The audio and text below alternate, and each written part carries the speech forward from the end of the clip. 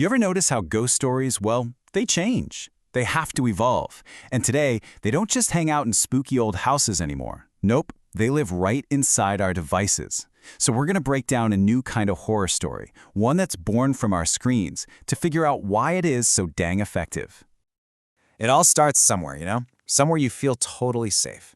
You're up late, the house is dead quiet, and the only light is that familiar glow from your phone. You're not really doing anything, just scrolling, killing time.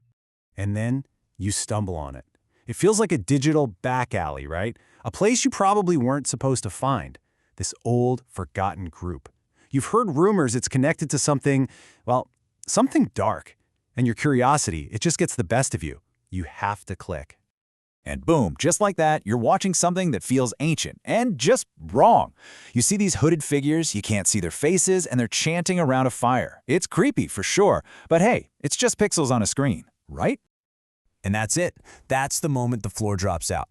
The screen, that safe barrier, it just shatters. Because through the chanting, a warped digital voice cuts through, and it whispers your name. All of a sudden, you're not just watching a ritual, you are in it. Okay, so deep breaths. That's the end of our little story. It's made up, obviously, but that feeling it gives you, that chill, that's very, very real. So what's the trick here? Why does a simple story like that get under our skin so easily? Let's dissect this thing. Well, the absolute genius of a story like this is that it's not new at all. Not really. It's just taking our oldest, most primal fears and giving them a modern makeover. It's ancient horror dressed up in the language of our everyday tech. Old wine in a new, terrifyingly familiar bottle. And check this out. It's practically a one-to-one swap. On the left, you've got all the classic horror stuff. Hooded figures, spooky chanting, dark rituals. And on the right, they're 21st century counterparts. The dark ritual, that's the forgotten Facebook group. The chanting, it's just distorted audio now. The hooded figures are on a live stream. It's the exact same fear, just delivered through a channel you use every single day. But it's more than just a simple update. The real terror, the thing that really makes it work, is when that boundary between your room and their world starts to get blurry. It's that horrifying moment the screen stops being a window and starts to feel like a door. And this escalation happens in 3 brilliantly simple steps. First, observation. You're just watching a video. You're safe, you're separate. Then, step 2, interaction. The story reaches out and calls you by name. It knows you're there. And finally, step 3, invasion.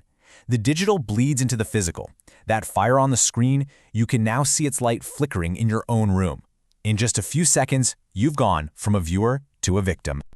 What this really plugs into is a very modern anxiety, this fear of digital contagion. We all get the concept of a computer virus, right? Something that infects our machines. This kind of story just asks a terrifying follow-up question. What if the virus wasn't trying to infect your computer? What if it was trying to infect you? There's actually a name for this whole genre. It's called techno-horror, and it's all built on our deep reliance on, and maybe our quiet mistrust of, all the tech we surround ourselves with. It plays with that scary idea that our shiny new tools could actually become conduits for something very, very old, something that wants to use our Wi-Fi to cross over into our world. And this is the core idea that makes it all so effective. It's a fundamental flip in how we see our devices. We think of our screens as windows we look out of to see the world.